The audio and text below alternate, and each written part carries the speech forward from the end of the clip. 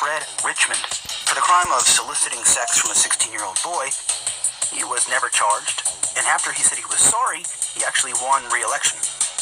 Democratic Governor Neil Goldschmidt admitted to raping a 13-year-old girl, and the charges were dropped.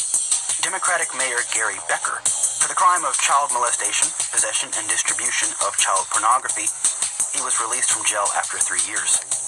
Democratic Mayor Ed Murray, accused by 5 people, including his foster son, of ongoing child sexual abuse, he was allowed to resign without further consequence.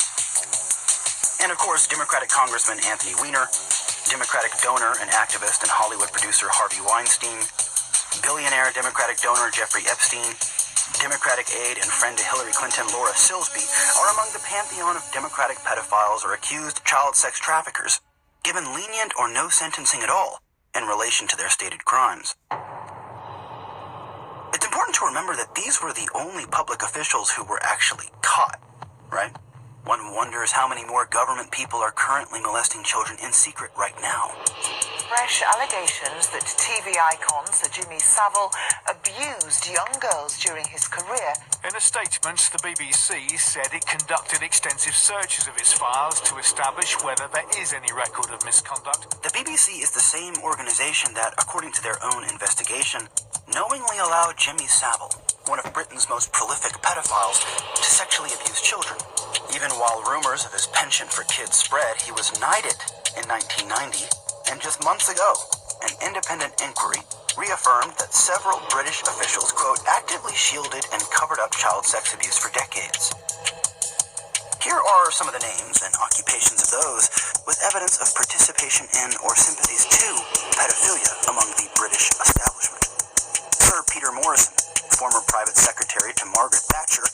The Daily Telegraph reported allegations that Morrison raped a 14-year-old boy at Elms Guest House in London. Former child social worker Peter Wrighton, who was allowed to continue working after claims he was molesting the children. He established what the Metropolitan Police describe as, quote, a pedophile network.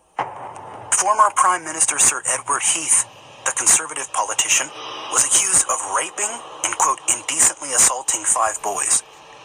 Sir Cyril Smith, former MP, abused several children for, quote, perverted amusement.